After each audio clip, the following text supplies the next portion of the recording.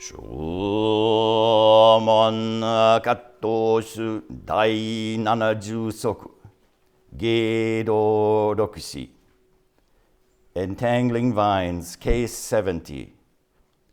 The 6 Non-Buddhist Teachers.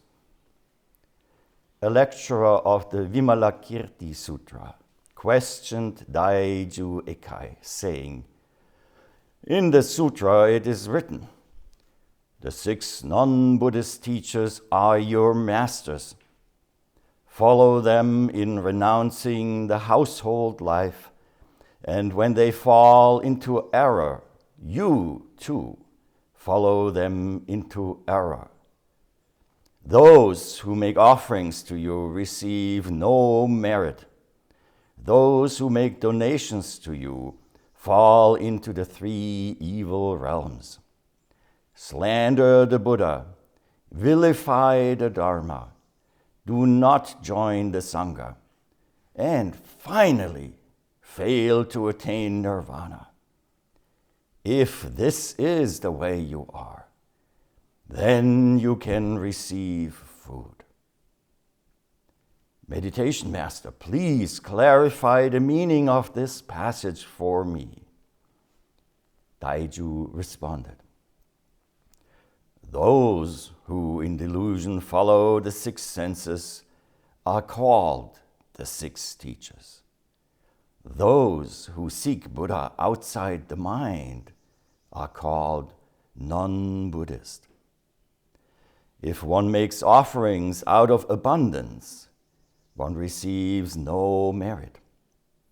If one receives donations with some purpose in mind, one falls into the 3 evil realms. If you slander the Buddha, then you seek nothing from the Buddha. If you vilify the Dharma, then you seek nothing from the Dharma. If you do not enter the Sangha, then you seek nothing from the Sangha. If in the end you fail to attain the realm of emancipation, then wisdom and its function are manifested right in front of you. If you understand the passage in this way, then you have attained the feast of joy in the Dharma and delight in Samadhi."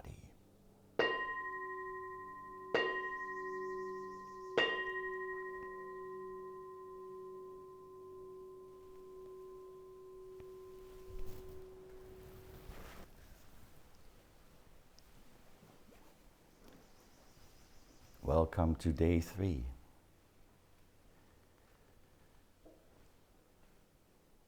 Sometimes the weather mirrors our being in Sesshin. First we arrive, it is foggy. It's too hot, it's too this, it's too that. And as we go through the days of being together here, the weather improves.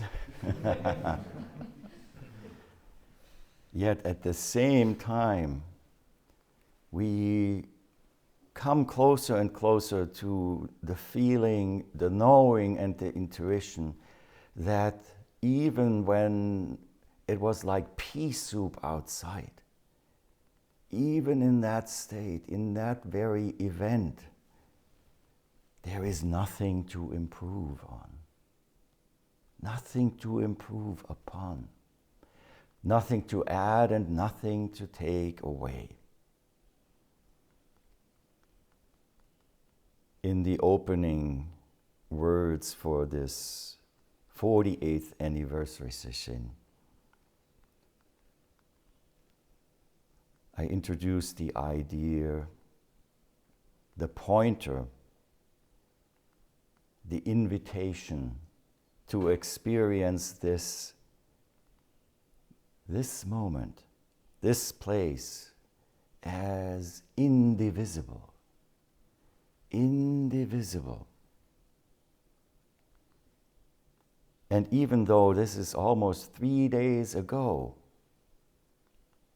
we are still there in this moment, undivided. And a really interesting thing happened during the Diamond Sutra this morning in English. The word individuality started to demand attention. Because when I looked at it, it said to me, indivisible and individuality. Indivisible and dual. Individuality. The unhealthy mix of individuality, the human condition in which we find ourselves here, inherently indivisible with this moment, with this event, with this breath, or whatever we can mislabel it, but also dual. And our job here, our activity of clarification and of cultivation is to mediate between this indivisibility and the duality. We are mediators. Long time ago, indivisibility and duality got married. It's like our brain and our heart. They also were married at some time. But then came the divorce. And we as the children are caught in the middle. We love both father and mother. We love our parents. Might there be two fathers? Might there be two mothers? It does not matter. But the split in between, the distance that sometimes just comes into being, painfully comes into being, is where we find ourselves as children.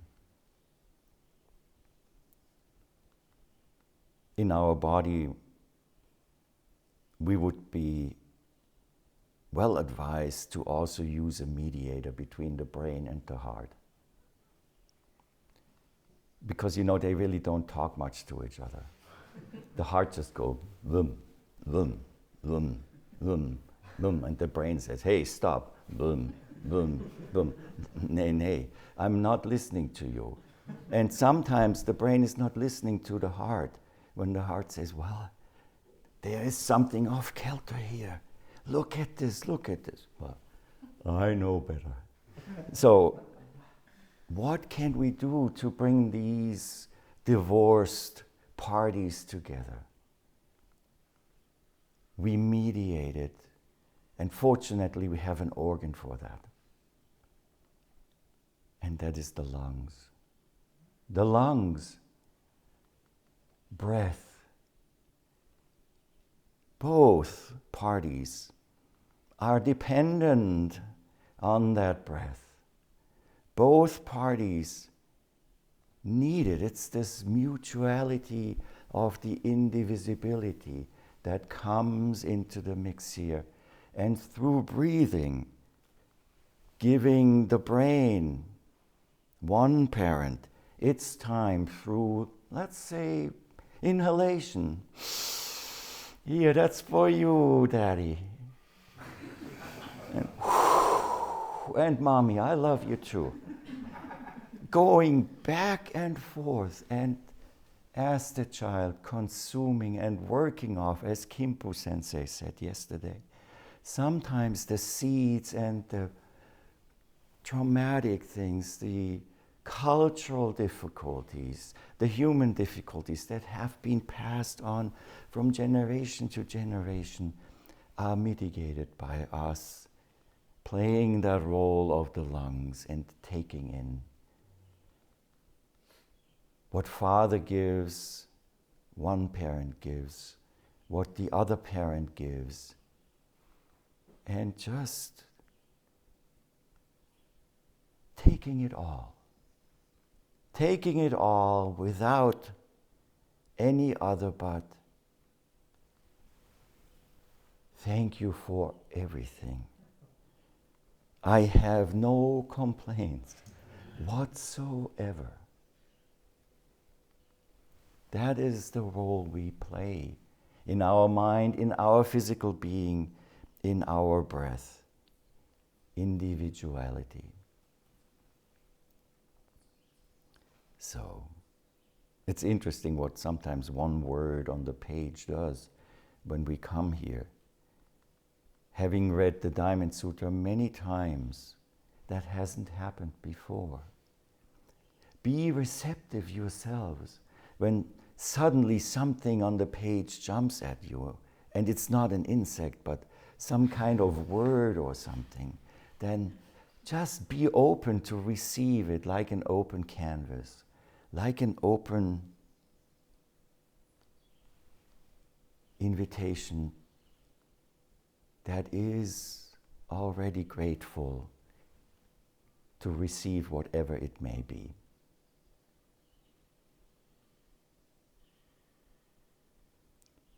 So today we are looking at case 70. This is one of the more substantial cases, just by a mere amount of text, because it quotes from the Vimalakirti Sutra. I had to make the font very small for the Chinese characters because there are so many.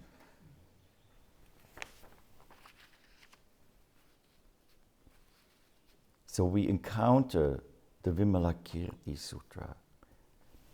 It is called a sutra, but the original,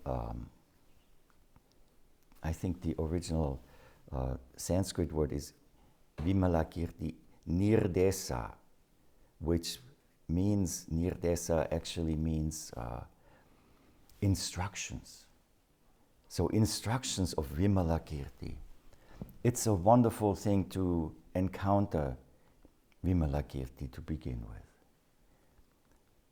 because he is one of the lay people in Buddhism who play such an important role. Like Hokoji or Layman Pang, who's another one, very important in Mahayana. So this Vimalakirti, it's a work that has 12 chapters. And it's quite interesting to read.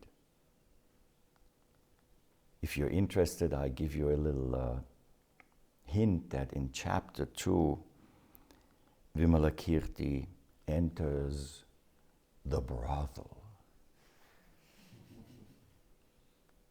Go read it. This is what it says on the jacket, you know, just giving you a little teaser. Sometimes it's quite graphic. Drinking is involved.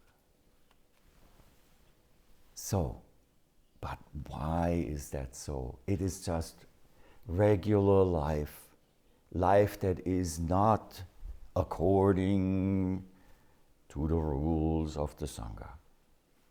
And when I say Sangha, I mean the Sangha in the understanding of the Theravada understanding of Sangha. This morning, again, when we came to the end of the Diamond Sutra, it always, you might pick up, it says, Bhikkhu, Bhikkhuni, Ubasaka, Ubakin. Bhikkhu, bhikshus, ordained male. Bhikkhuni, ordained female. Uba, lay male people and also female, and whatever they didn't have words for, whatever lay in between, beyond, and so it was just the most inclusive way it was able to be expressed at that time.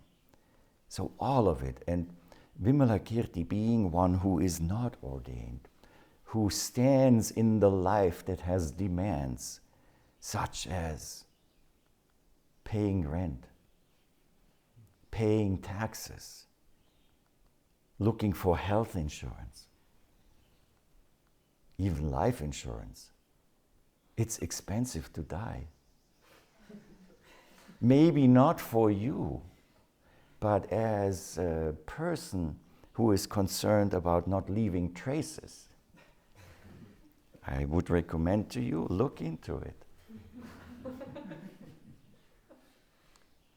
So that's where Vimalakirti is. Actually, what I read here, what is asked by this person, the person themselves was a lecturer. So that points to the fact that, of course, in Buddhist history, there was a lot of lecturing on these scriptures, a lot of lecturing. We know many Zen stories where later famous Zen ancestors started out studying texts, the Diamond Sutra, for example, but then unsatisfied by the words, go to find one of the successors of Bodhidharma, to look at it from a different point of view. Maybe that's the time they discovered that they have lungs. Lungs to help mitigate between heart and brain. So this is from the Disciples chapter. It is actually abbreviated. So let me share with you in a translation by Burton Watson from 1997 how the whole passage goes.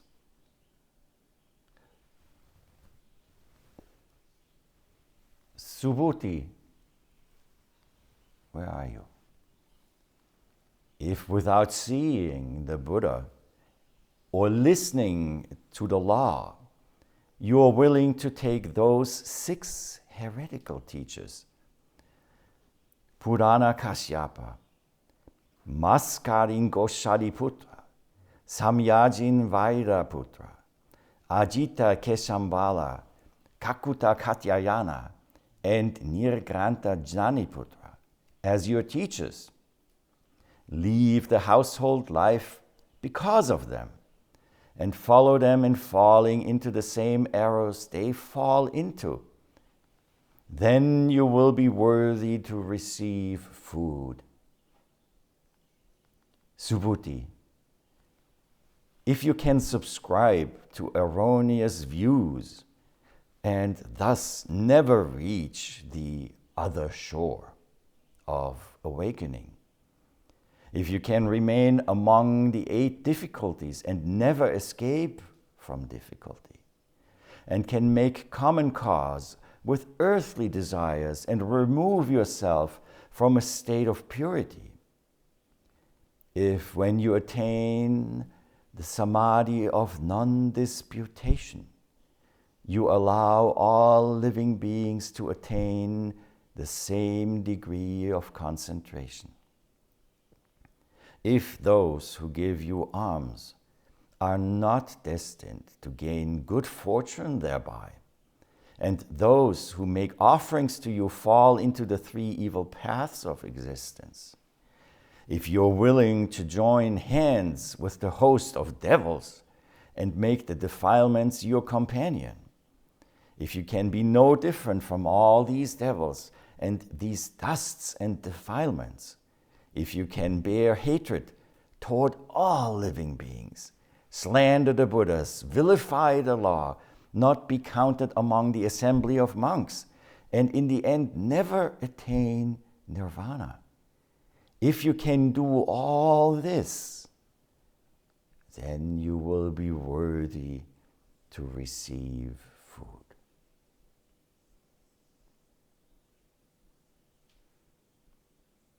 That is the whole passage. And I'm sure this lecturer had an understanding of the text itself. And maybe this is an early version of a virus that wreaks havoc with rational thinking. Wow, we just had that atonement ceremony. We chanted those precepts. Then I opened this sutra, and here is said, unless you break all of them, we won't even feed you.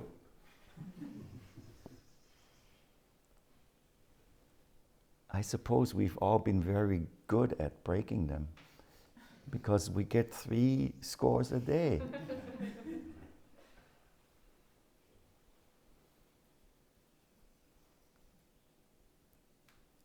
It's not rational.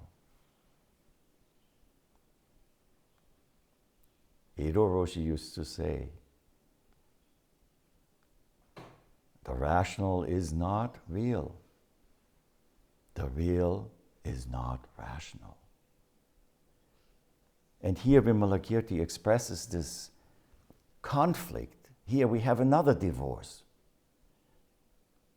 The divorce I spoke about in the indivisibility, the duality, the heart and the brain. Here expressed with words that come from a tradition that speaks of the other shore, that speaks of awakening, that speaks of samadhi, the samadhi of non-disputation. Mujo zammai is the Japanese word for it, sometimes also called no conflict samadhi.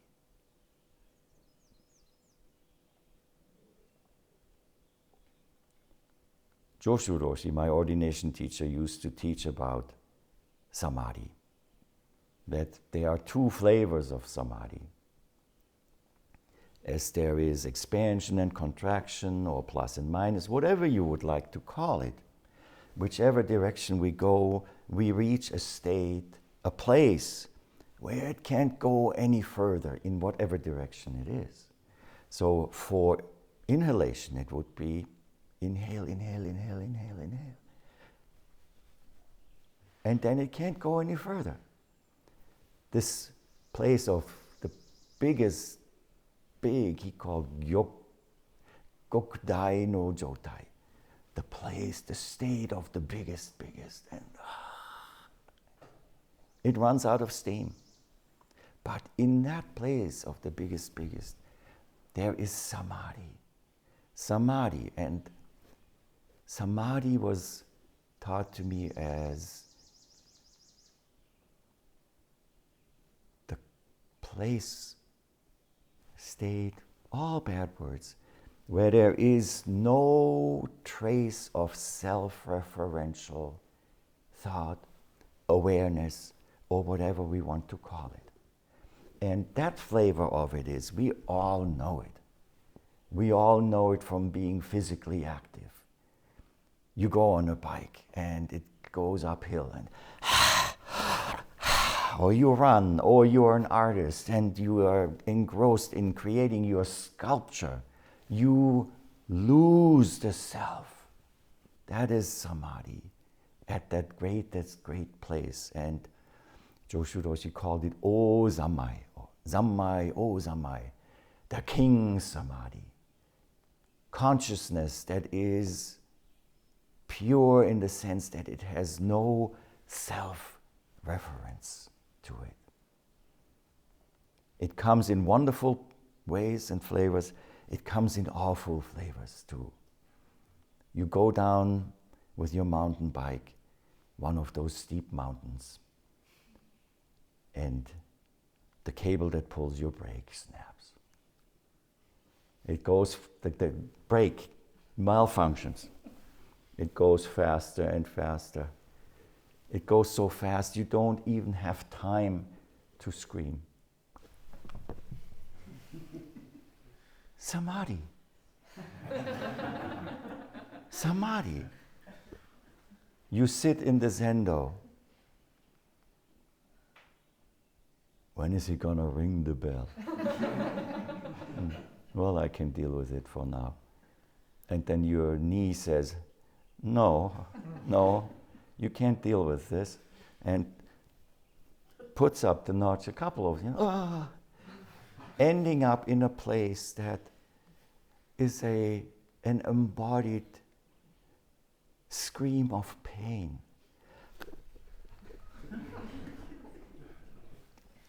No self-reference, no room for self. Samadhi. Samadhi. And there are people who like any kind of samadhi, and it's a hindrance to become a samadhi junkie. That's what it's called, a samadhi junkie. You don't need to jump out of airplanes without a proper device to catch you. You don't have to do all of that, but this adrenaline kind of things, that is where this very, very strong push in modern society for peak experiences comes from. But the wonderful thing from the Buddhist point of view is a peak experience is actually the greatest scam for the ego, because it disappears. So it pays for something and then it's gone and doesn't even get to experience it. So that's one kind of the samadhi. But then it goes smaller. Exhalation. We exhale, and even when the air stops, this movement, this little spinning goes on a little longer, and then it spins out. Again, we end up in a place, a state, a manifestation of what sometimes in the translation it is called avijja, ignorance. Ignorance in the sense there is nobody to be ignorant. There is nothing to be ignored. And the term, the characters that were chosen when it was from avijja, it was moved into the Chinese language, were mu myo, read in Japanese. Mu, no, myo, sun and moon, no light, darkness. So it is the darkness, the lights out where it's so dark, nothing is to be seen, nobody is to see it. That is also samadhi, because no self-reference to anything. In this case, no world.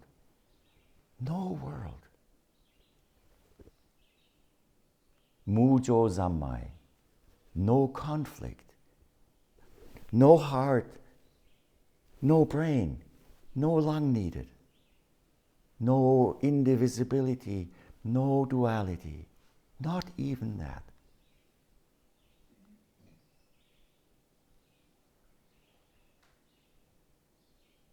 Mujo zammai, no conflict. And then come we human beings, we old students of Chigan Roshi, and we start having discussion groups, reading his Teishos.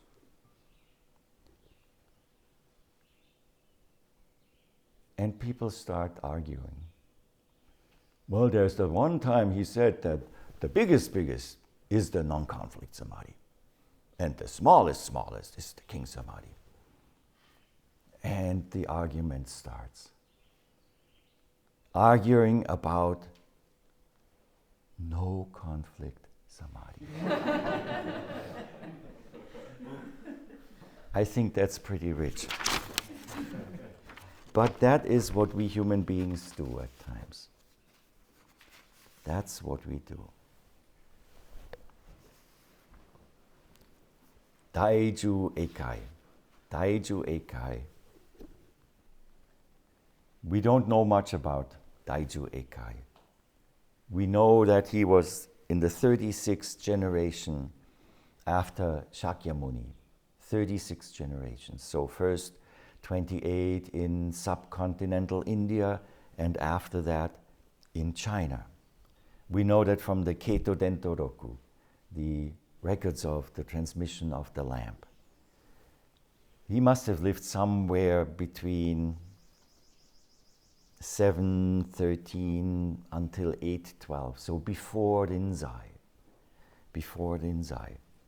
And Daiju, Dai is great, and Ju is pearl. The great pearl, and Eikai is the wise ocean.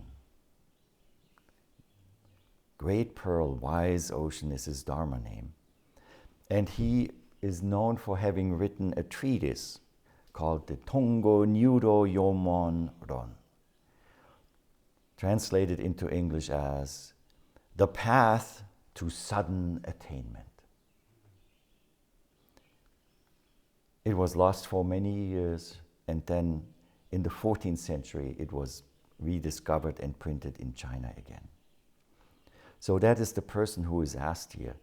So before we go into how he responded, let me tell you a little bit about what it says and what he says about himself in this treatise that he has created for his disciples. This is how it starts out. Humbly I prostrate myself before the Buddhas of the 10 quarters and the excellent company of Bodhisattvas. In setting forth this treatise, I am apprehensive that I may fail correctly to interpret the sacred mind. If so, may I be given a chance for repentance and for reform. However, if I do succeed in imparting the sacred truth, I dedicate the resultant merit to all living beings in the hope that each of them will attain Buddhahood in their next life. What comes after that is quite an interesting format. It feels nowadays, when I read it, that it was like a TV interview, because there's the interviewer asking the questions that are fairly short, and then the interviewee responding. So please imagine whoever you want, Barbara Walters. What method must we practice in order to attain deliverance?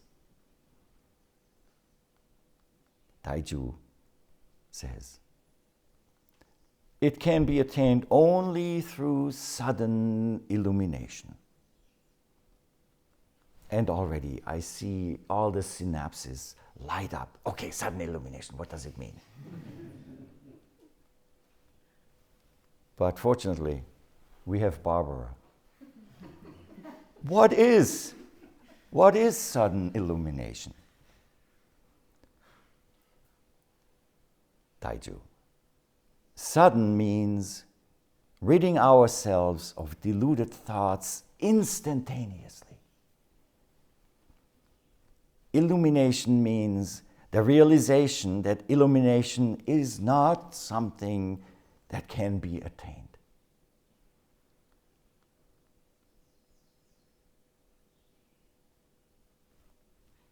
Wow. Very, very different then from what we always read and hear. The Rinzai school is the school of sudden illumination.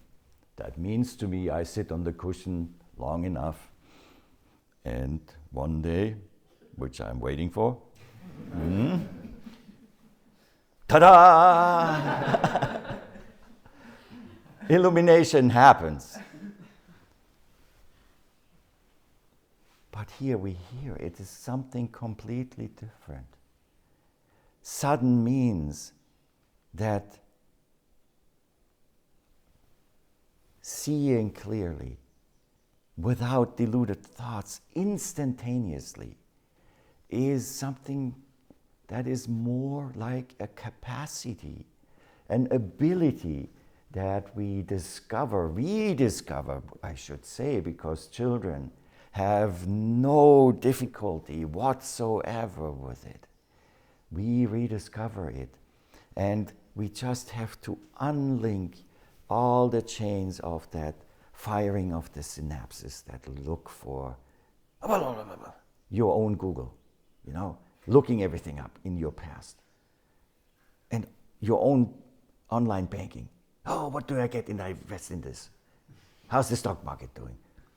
Unlinking all that so that just from the very moment, instantaneously, without any need for a mediation,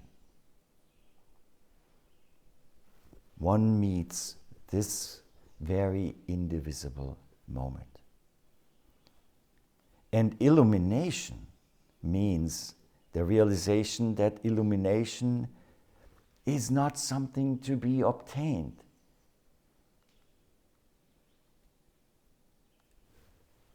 Let me say it this way.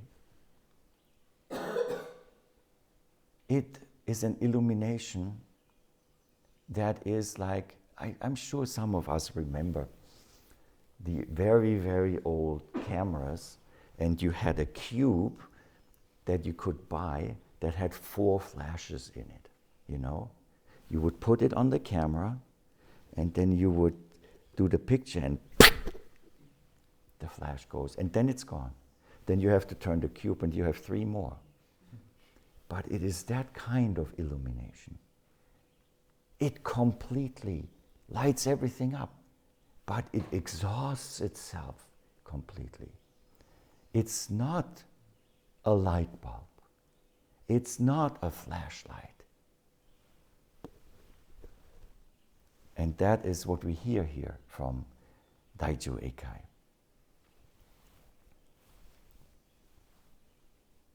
So, reliable as ever, Barbara goes on. From where do we start this practice? You must start from the very root. And what is that? Mind is the root. Danger, another word, mind. Very dangerous word. Mind is the root. I hear screams of, Buddha is mind, mind is Buddha. Mind is not Buddha, Buddha is not mind. All of that. Here's another question. Whereon should we settle and dwell the mind? The answer is it should settle upon non-dwelling and dwell there. What is non-dwelling? It means not allowing the mind to dwell upon anything whatsoever. Haven't we heard that before somewhere else? Was it yesterday or was it today? Give rise to the mind that does not abide in anything, that does not alight to anything. Omu shoju ni shogo shin. Those are the words in the Diamond Sutra. I see. Our 6th ancestor is not here because he awakened in the marketplace where he was selling the firewood that he was selling to help his mother. And he heard a monk chant this Omu Shoju Nisho Goshin. And big flash. That's exactly that mind. Of course, the question comes, and what is the meaning of that?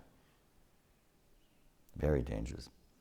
Dwelling upon nothing means that the mind is not fixed upon good or evil, being or non-being, inside or outside, or somewhere between the two.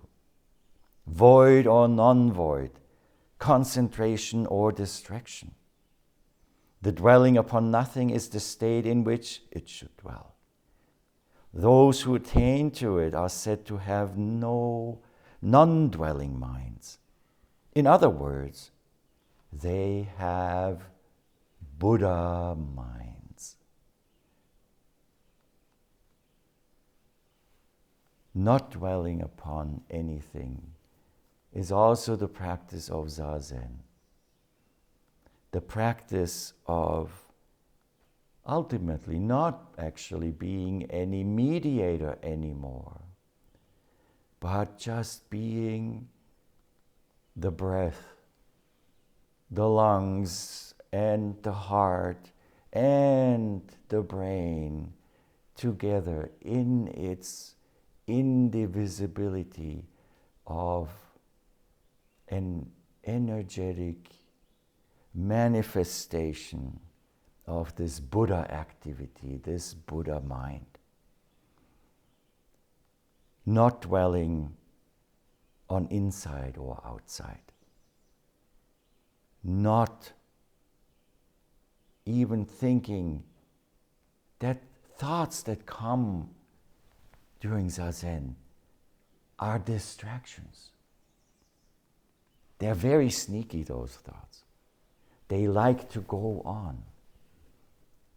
And when they encounter somebody like us, who kind of figures out, oh yeah, thinking, we have to be careful, maybe I have to do something about the thoughts. They come up with the next thing that says, you should do something about it. Very, very sneaky. Yes, I should do something about it, but I'm distracted. And so one thought after another, learning how to abide with that is the practice of the third paramita, of khanti, of forbearance, of kshanti. It's completely different. It's not a patience that waits patiently for something to happen. No. It's the patience and forbearance to be that open canvas that receives everything with gratitude and without any complaints whatsoever. Let the thoughts be in no conflict with what is. Because sometimes they are. They are. So I hope this gave you a little bit an insight into how Daiju Ekai spoke about it. What he had to say about mind itself, because the next question then what does mind look like? Mind has no color, such as green or yellow, red or white. It is not long or short. It does not vanish or appear. It is free from purity and impurity alike, and its duration is eternal and not even a second. It is utter silence. Such then is the form and shape of our original mind, which is also our original body, the Buddhakaya, the body of the Buddha. We can see why he was asked about the Vimalakirti Sutra. Because of course the Vimalakirti Sutra speaks about Madhyamika, about shunyata, about emptiness, the absence of svabhava, of selfhood. And in those 12 chapters of the Vimalakirti Sutra, Vimalakirti speaks with arhats, speaks with bodhisattvas, speaks with subhuti, and preaches this formlessness. And the culmination of this preaching is, of course,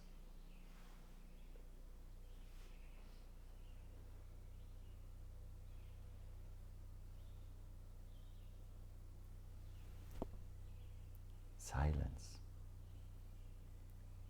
And that's when the generator comes on. Every Tuesday at this time. And even that sound is absolutely silent. When I picked up this translation here, I had to change the word because it said stillness. But there is a very big difference between stillness and silence. In that mujo samaya, in that lights out situation, it's absolute silent. But there is no stillness in the sense that anything comes to an arrest. It is dynamic. It is still dynamic. My ordination teacher used to say, even in that place, a very faint breeze blows. And from that faint breeze, from that breath, from that activity comes the next activity. So, Teisho responds. He says, those who in delusion follow the six senses are called the six teachers. And the sutra says to us, the six non-Buddhist teachers are your masters. So Teisho says these six teachers are the six senses that we have. And the really important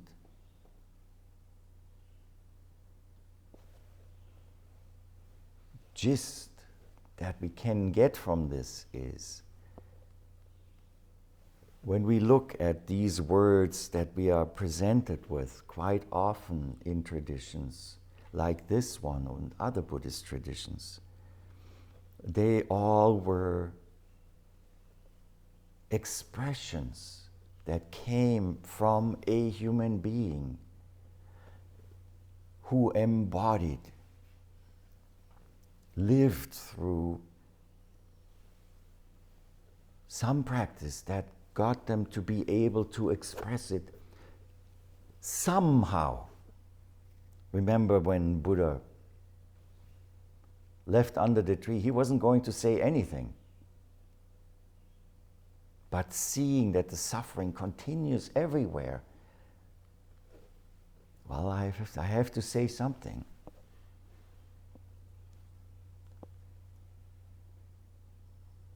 And what he said really made people listen. It was not the promise, you do ABC, you get XYZ. He was quite blunt. I don't think he would have really been very successful on the speaking circus nowadays. All life is suffering. No, I'm out of here. I'm not going to listen to this. But coming to say that was only possible for him by having gone through all of these practices. Here the same thing. The 6 non-Buddhist teachers are your masters. Vimalakirti expressing in words that fit into a specific culture. And then many, many years later, Teisho responding, well, the 6 senses are your teachers. Not taking anything really too literally, please. Those who seek Buddha outside the mind are called non-Buddhist.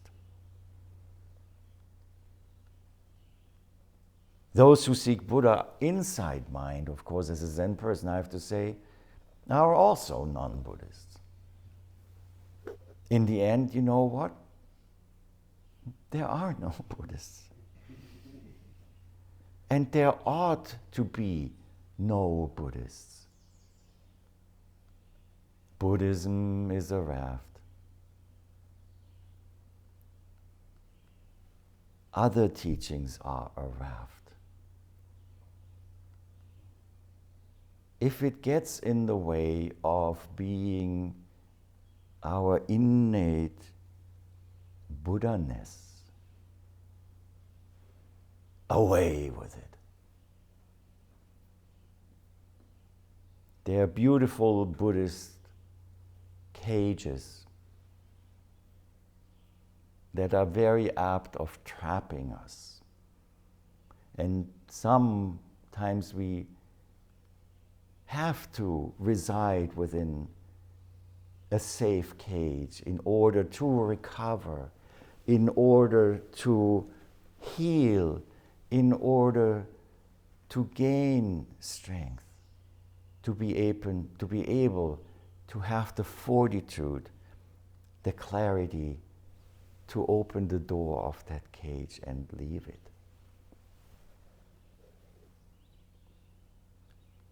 If one makes offerings out of abundance, one receives no merit. It's a terrible slogan, but if there is true dana, the real slogan for the bumper sticker would be, give and forget about it. Way too often, I give something and already an expectation of merit of some kind is created. That is not dana. That is a grant. That is a grant that comes with 50 pages of stipulations.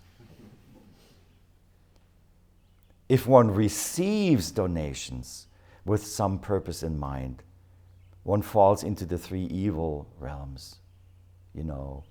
Hungry ghosts and animals, and so whatever those are. If one receives donations are gifts. If we sit here in the Sesshin and we receive the gift of our mutual presence, of our mutual efforts, and we have some purpose in mind of gaining anything from it, those realms are manifest right here and now. Let any kind of intention, any kind of expectation completely disappear. If you vilify the Dharma, then you seek nothing from the Dharma. In other words, it is better to vilify the Dharma than to expect anything from it.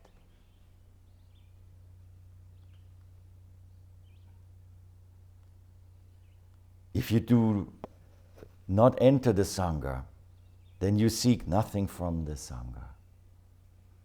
The idea of Sangha kills what Sangha is. Any preconceived notion. In the end, you fail to attain the realm of emancipation. And then wisdom and its function are manifested right in front of you. The manifestation of the function of Dharma is what we are studying, is what we are investigating. And on that path, way too often we get sucked into the content, the flow. I said to someone today, it's like sitting on the next to a sewer and all kinds of things float by. Oh, what is that? We stick our hands into it, and when we do that, of course, we'll get it all over us. Not being concerned about the content. No distractions. Just flow in absolute